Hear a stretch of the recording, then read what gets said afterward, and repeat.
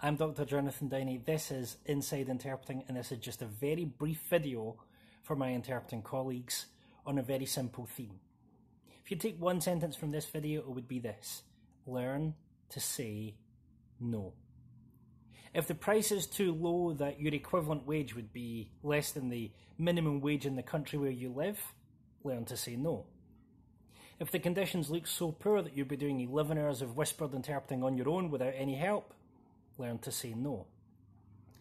If the clients are dragging their feet on basic things like briefing and documentation, learn to say no. If it's a kind of job that you're going to complain about 5 minutes later on Facebook, learn to say no. Saying no up front saves you whining later. Saying no up front saves you having to call in debt collectors or lawyers later. Saying no saves your reputation from possibly irreparable harm. So for your own good, even when it's hard, even when you haven't had a job for a while, even if you're having to consider getting part-time employment while interpreting kicks off, learn to say no. It's a far more effective strategy than complaining about any agency or any client or any conditions. Learn to say no. And when the good interpreters have learned to say no, and the bad interpreters are the only ones who can come, suddenly things turn around.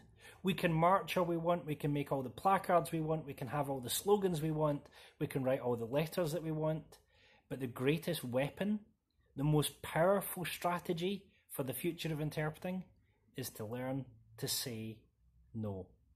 Yes, we might look at it and think that's going to cost us money, but the money that we pay out on the front end in lost jobs and lost hours is more than paid back as we, by saying no to bad clients, create room in our schedules for good ones, create room in our minds for thinking of ways to find good clients. For your career, learn to say no.